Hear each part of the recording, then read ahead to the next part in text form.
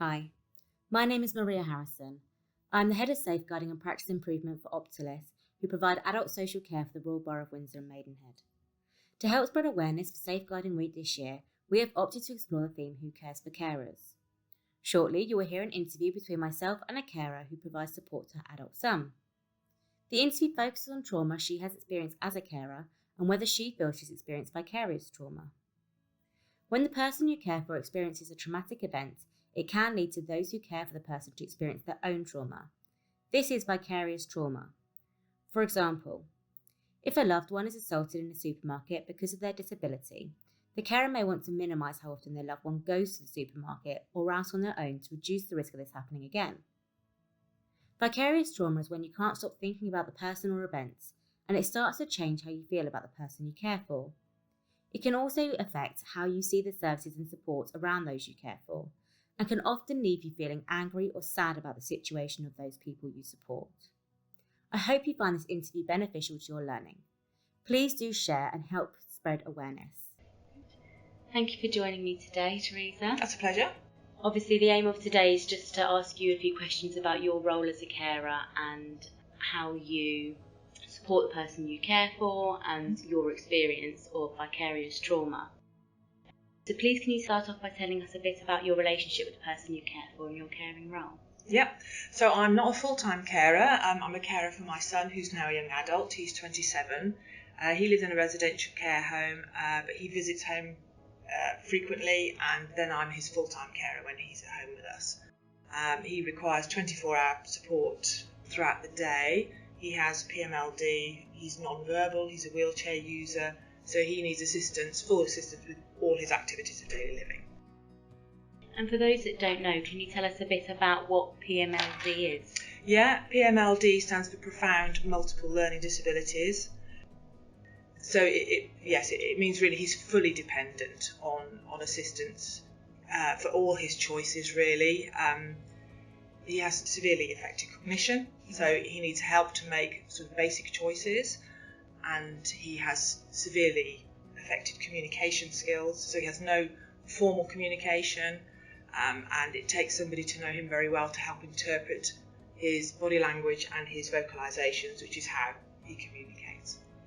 And can you tell us a bit more about the person you care for? So is there anything in particular that you find difficult or challenging due to their condition? Yes, so on the whole, my son's a very good-natured, cheerful person. However, he does have suspected bipolar disorder, which is very difficult to diagnose because he's non-verbal, and so we've had to interpret this through his behaviours. So he has episodes where he becomes very distressed, and it's very difficult to pin down the cause of why he's distressed. And we've been through a number of investigations and sort of come to the conclusion that it's internalised. And he can go through episodes of being sleepless for sort of 3 or 4 days on the trot, which is obviously quite stressful for the people caring for him.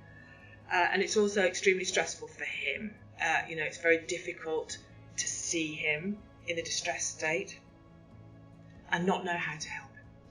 Yeah, I can imagine that being very difficult to manage and to witness and support him. So can you tell us a bit about any direct trauma you've received due to your caring role?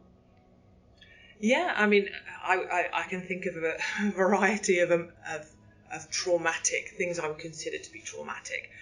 On the lower end of the scale, when my son is in one of his distressed episodes, I think he's so focused on his own internal distress that he can be a little bit violent and aggressive. He'll lash out, not necessarily actually intentionally, but if you're trying to actually keep him safe and stop him hurting himself, you're sort of in the way. So yes, we've quite often had him accidentally headbutted, kicked, scratched, etc. I find the most traumatic part of that is just, besides it can be physically exhausting as well when it's gone on for a period of time, but actually the emotional trauma of seeing him in that state is what I would consider to be the most traumatic. I would say probably as well historically, what was very traumatic, I think, at the start of his diagnostic journey, if you like, he developed epilepsy quite suddenly, and that was really quite traumatic. It was very unresponsive to any medication. He was tiny at the time. They started before he was 1, and we were actually asked to video some of the episodes to help the neurologist, define what type of epilepsy it was, and that was very stressful. I think to feel like you were being a bit voyeuristic instead of actually doing what you wanted to do, which was sort of help him. But again, that was, it was beyond our control. The medications weren't really helping, and you did feel I think that feeling of helplessness is what I would class as very traumatic. Yeah, and I think actually probably in a slightly different way, it was sort of thinking about the vicarious trauma there, and at the time that his problems were getting very, very obvious, we made the decision that it was probably going to be better for all of us as a family to him to live away from home. He was already familiar with the service that he's in now because he'd been going there for respite. They knew him well, we trusted them. So we made the decision that he would move in and live there. I mean, I found that quite traumatic because I didn't like to think of him being away from home. And there's quite a big emotional leap in actually admitting that you're not the everything for that person, because as their parent, you think you ought to be able to provide everything that they need.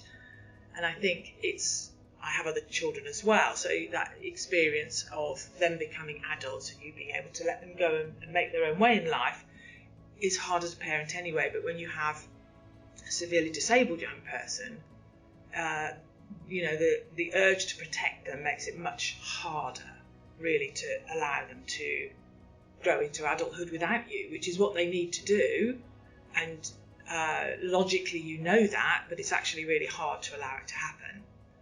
And I think when he moved in, we went to see him the next weekend, and I felt awful because he had not had a great week. He'd struggled to settle, and when he saw us, he was uncharacteristically clingy. He literally held on to me, and then I thought, we're done. And it took probably a couple of months really for him to settle. So that was a worrying time, wondering whether we'd made the right decision, whether he was in the right place. It's a difficult adjustment. Very difficult, really, really difficult. And fortunately, I would say with hindsight, was the best decision we made for him and for us as a family, because I think we were at crisis point at the time really when he moved. And this is sort of just as an aside, I'm just thinking of a particular incident that was very traumatic, is at the time that we were in the midst of this difficult situation before he moved out of home, he'd been in a children's respite service, and he was allowed to use it up until the age of 19 when his school finished. And then we moved into adult services, and the adult service local to us did not meet his needs. So we were ourselves looking for alternative respite. And we went to one service that were confident that they could meet his needs, and it was about an hour's drive from our house, so we drove there, we dropped him off, and within probably half an hour of getting home, they rang us and said, "You're going to come and get him. He's fallen out of bed over a bed rail." But it was such a traumatic experience for us, for him. I can imagine just receiving that phone call must have been quite traumatic to hear that. He's, might potentially hurt himself by falling out over the bed rail. Absolutely. And I think what was a bit crushing was the realisation, because I think you put your trust in professional services and other professionals, and I think to realise that his needs were so difficult to meet that actually somebody we considered to be capable professional service weren't able to meet them. And also just freely admitted, we can't keep him here, you'll have to take him home. I found that quite shocking, actually. Thank you for sharing that. That's okay. Would you say that any vicarious trauma you've experienced has changed the way you support your son at all? Evidently, yes, because he's he's not living with us anymore, and I thought I'm not sure when he was younger what I had planned out for him. I think you probably, as a parent carer, don't always allow yourself to think too much about the future because it's a bit scary, really. But it was a difficult decision for him to move out of home. So that in itself, the plans for his future and where he was living, I think probably, yes, definitely changed, or not necessarily changed, but brought to a head by his behaviours and his escalating behaviours at home. And I think, yes, it did change the way I cared for him as well, because I think I realised as well, I had to do quite a lot of self-examination, that I wasn't fully meeting his needs. I think the background to this is that he was in an excellent school. Both his primary and his secondary school, which were both for young people with severe learning difficulties, were excellent at meeting his needs. I had absolutely no complaints, had a fantastic relationship with them. And when he came to, and actually it was all bound up with having a short break service cut at the time, when he was getting quite a bit of support. He was having 2 after-school clubs at home, which really just helped him as well as gave me a bit more of a break. And the short break service was cut quite suddenly, which itself was a bit traumatic. And he then went into an LD college, which really didn't meet his needs. And I think what we had also been unprepared for was that it was a shorter day for him and a shorter term, and also it was a 4-day offer, not a 5-day offer. And I think I was quite shocked to find out actually that as he got older and I felt that he needed more stimulation and more activities, that actually his opportunities became less, and he was spending more time at home with me. And I think an element of his behaviours were that he was bored and frustrated. I had to be a bit more creative with how to try and expand his horizons. So we did have to fight quite hard to get a bit more short breaks input and have somebody who took him out one-to-one. And then actually I privately employed a carer to do that for him as well, so that, he had a bit more access to the community, and also that he built relationships with people other than his family. Yeah. Which I felt was important.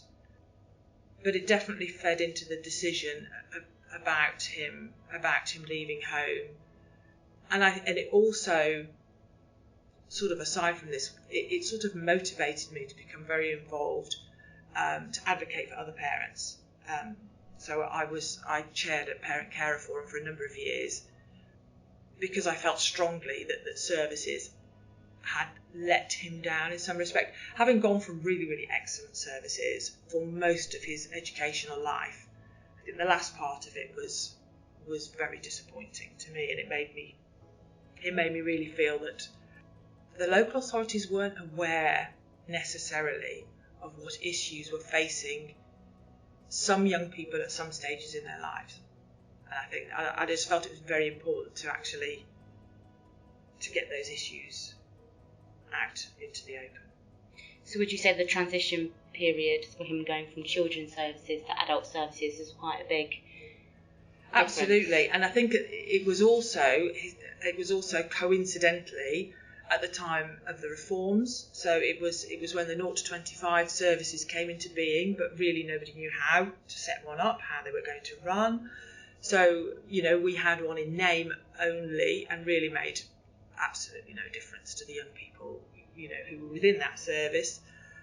It was also at the time that EHCPs had come into force, and it was a bit chaotic. So it just felt like I shouldn't be having to do this. But I also was quite aware of the fact that I was reasonably well educated.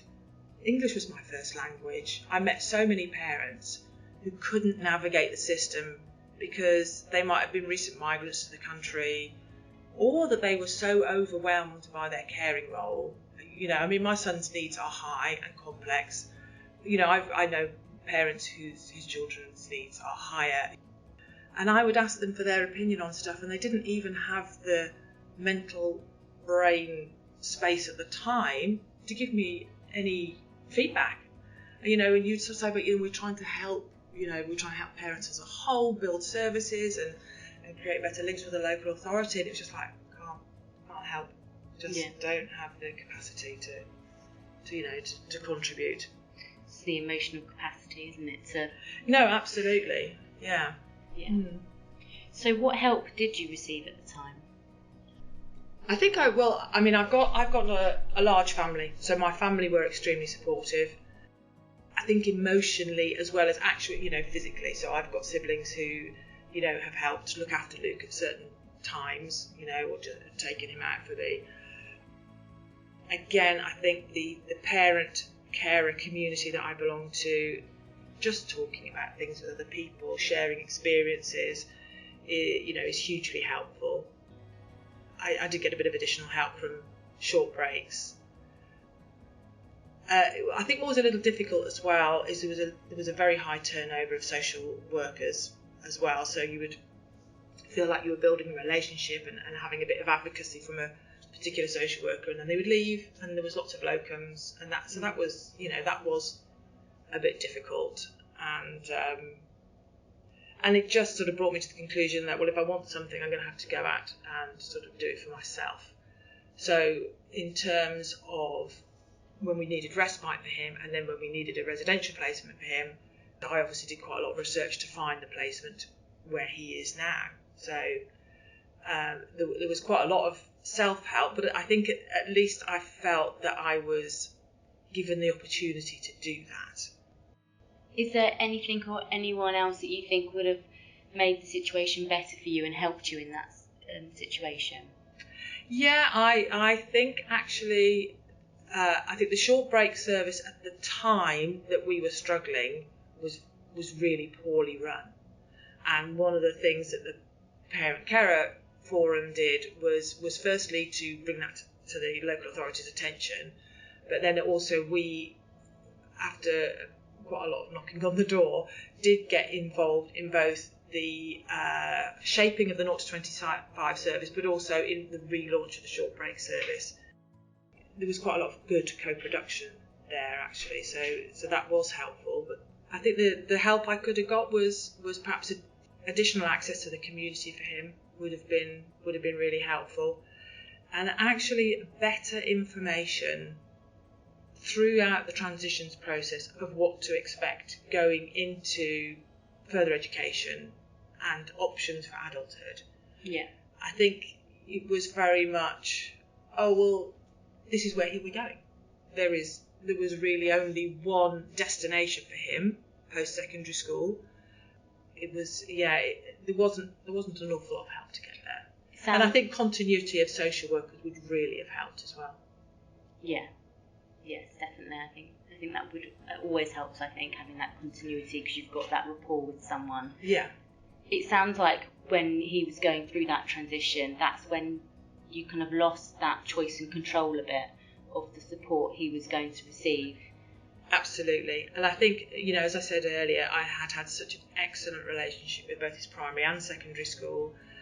I found both schools to be so incredibly responsive to any concerns I had. It felt very collaborative. We would talk about his care plan. We would talk about how he was going to access certain things. And that felt extremely collaborative. And I think that's what felt really lost when he went to further education.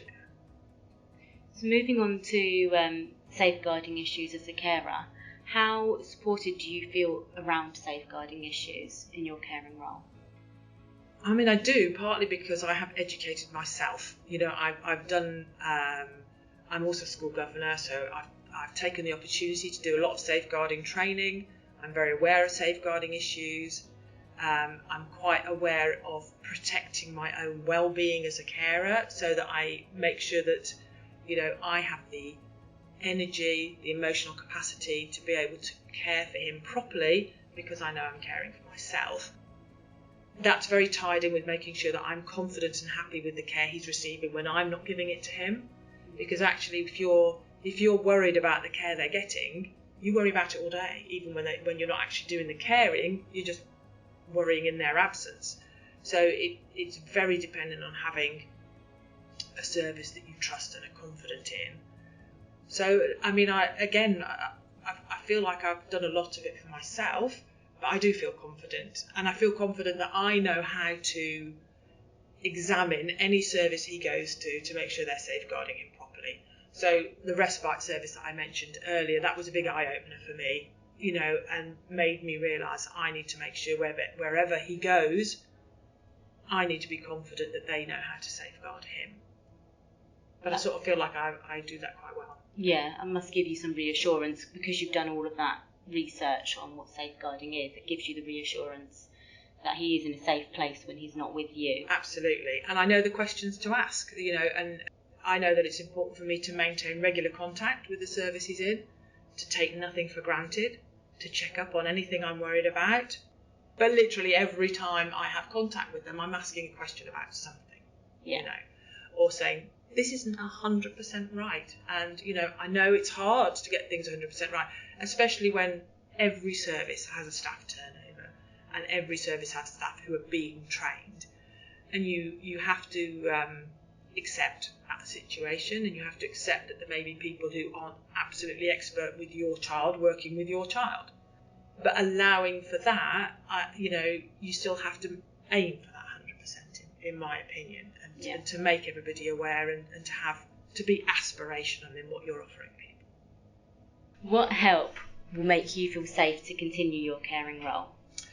I'm sort of conscious of the fact that I'm getting older, and of course my son's getting older. Fortunately, he's quite light. He's quite a small person, so I continue to do lots of physical manual handling with him. I'm quite conscious of the fact that as I get older, that's going to have to change. So I think the help that the home that he's in is a transition service, so he has to leave there by the time he's 30. So I'm allowing myself a good long period of time to find an alternative placement for him, which I want to be closer to me. And it would be, I'm fully expecting that I'm going to find that myself, but it would be quite nice if I did have some help. And I think also if I was confident about the funding situation, that if I choose a placement for him that I know meets his needs, I'm not going to have a huge argument about funding for it, because I'm quite a conscious person in terms of, obviously everybody wants to advocate for their own child and get the best for their own child and young person, but I'm also, I think from the work I've done with other parents, quite conscious about the idea of fairness, and that you shouldn't take more than you need. And as long as your young person's needs are being met, that there might be things that you have to compromise on slightly, and I fully understand that. But it would be quite nice to be doing it in collaboration with somebody instead of feeling like I'm doing it all by myself. And I think other than that, probably, and again, I think sometimes you are in a routine of doing things, and it's also quite hard to acknowledge that you can't carry on like that forever. So sometimes somebody giving you a little external nudge and saying, actually, you probably should start changing this slightly, before your back goes. So, an equipment check might be nice, for instance, or recommendations about different ways of doing things. What I would like as well is some ideas of accessible activities to do in the community. Things that, just think, it'd be really nice to do that this weekend. Where can I go to do it? Yeah. I feel like the thing is, I feel like I have got a good in-depth knowledge of the social care system, how it works, how to navigate it, and how to advocate and safeguard my own son. I think I'm pretty well informed about all that sort of thing. I'm also conscious of the fact that your emotional perspective can interfere with that sometimes, and sometimes you do need a little bit of outside, might be reassurance, might be advice. I think how it's delivered is very important. I think I've been in the social care system long enough to have seen the transition of done to gradually, not always fully changing to done with. And I think co-production is something that not all providers and local authorities yet understand fully. I think, lots of them are trying, but I think it's a journey, and it's a journey of education and sometimes willingness. No, I would agree with you. It is definitely a journey, and it's one that we are trying to improve as a borough ourselves with co-production. So thank you for sharing your experience with us today. It's a pleasure. Lastly, I just wanted to ask, because you have that perspective, social care perspective as well, as your personal experience, is there any advice you would like to share for other carers that don't have as much knowledge of the social care system? Yeah, no, absolutely. Don't be worried about approaching services and having honest conversations with people. I would say start conversations early. Be open and honest about what you want and need, and educate yourself as far as you can. I would say to all carers, be part of a community, be part of a parent carer or adult carer community where you can get emotional support and information. Other parents can be a massive source of information. I've got so much from other parents. So know what, and don't want to sound militant about it, but know what your rights are, know what you can expect for your young person, and don't be afraid to ask for it. But also, how you relate to people is really important. If you can build a relationship with providers and with social care services, you'll get a lot more out if you communicate effectively. And I think what I've seen along the way is a lot of parents who get very angry about the state, and some of them have been very poorly treated by services, I have to say. But those parents never build a relationship. They're always on the outside, and it can be so empowering to be part of improving a service, even if it only improves it a little bit. If you can be involved in helping to shape and improve that service, it's really empowering for you as a parent carer, but also it's a really good feeling to know that you've done it on behalf of other people and not just your own child as well. And I think also to come to those conversations with the expectation, because I think 99% of the time it's true, is that people do this job because they care about what they're doing, and everybody wants to improve services, but also recognising that there are constraints. There's constraints with funding. That's a compromise sometimes you have to accept. But that doesn't mean that you can't push back against that. And that's your role as a parent, is to advocate on behalf of your young person before anything else. I would say in my dual role, if you like, I put myself as a carer first. That is my primary objective. Yeah, that's what I would say to people. Be brave on behalf of your young person, but also be open and honest and start conversations early. It can be hard to make yourself look ahead and think about the future, but actually the earlier you do it and the more often you think about it, the less frightening it is. And I think I've always known and worried that the very worst thing to do is to make a decision when you're in crisis, because it's not always a good decision, and there's not always what you want available. In my son's next move, I know it's going to be hard. I'm dreading it slightly, but I also know if I give myself plenty of time, I'm going to end up with a much better outcome than if I leave it. Great. Thank you for speaking to me today, and I'm sure many carers will find what your conversation today and what you've just shared with us really helpful, so thank you. I hope so. Hi, my name is Chelsea Bridges, and I am the Safeguarding Partnership Manager in the Royal Borough of Windsor and Maidenhead. Vicarious trauma is a recognised challenge that can significantly impact the mental and emotional well-being of people providing care and support. In a world where carers bear the weight of responsibility, there is a silent struggle of vicarious trauma. It is essential that we recognise and address the emotional toll caring can have on the caregivers themselves, sometimes only children themselves. We at the Safeguarding Partnership wish to extend a heartfelt acknowledgement to Teresa and all the carers in the Royal Borough. Safeguarding isn't just a duty, it's a shared commitment to the well-being of all. It not only encompasses those under our care, but extends to those dedicated individuals who provide the care. We are dedicated to ensure our frameworks and policies reflect a commitment to addressing vicarious trauma and promoting a culture of well-being.